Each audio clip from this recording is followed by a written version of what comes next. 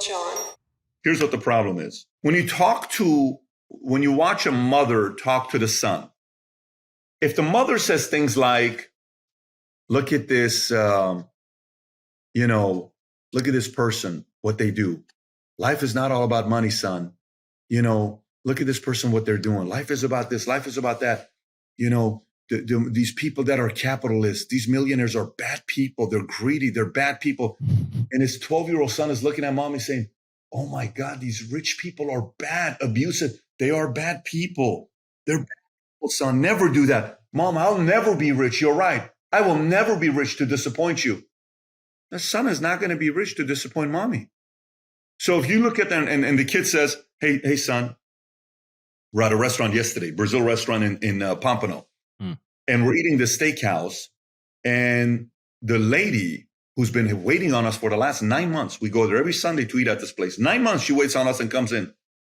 And she says, the other day I went on Instagram and I was following your stuff and I really finally realized who you are, why everybody stops you when you come into the restaurant. I said, very cool. She says, my husband is the owner. I said, oh, wow. Well, is he ever here? I'd love to meet him. He said, what do you mean is he ever here? I said, yeah, I'd love to meet him. He says, he's always here. Which one's your husband? He's the guy that brings the short ribs for your dad. I said, he's the owner? Yeah.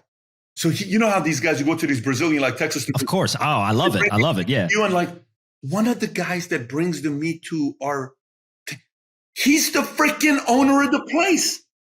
And his wife's the hostess.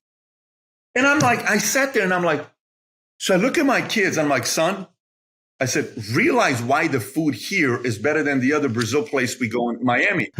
Because the owner's here every day. I said, you realize it's a Sunday. Exactly. This is his business. He can be home kicking it. He's here at the restaurant.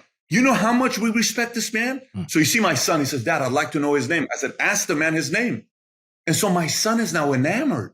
Right. Because a person who owns a business as an operator is there on a Sunday serving us. What are you doing? You can say, I'm just a manager and not have to do that.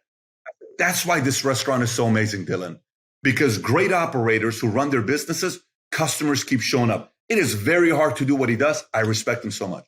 So you have one mother that this is a businessman and a capitalist because they're rich. The son's never going to be that.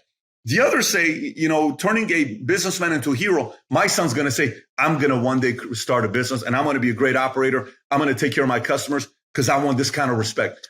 Everything is about the hero making machine. We are turning the wrong people into heroes today. And those are the victims. We're no longer turning these people that risk their entire life savings to start a business. In many cases, 90% of the time doesn't work out. Lose a house, lose their cars, lose their marriage, divorce. Running a business is so hard and risky. But we're not turning these people into heroes. We're saying they're greedy. They're bad. All they care about is Ferraris and Lambos.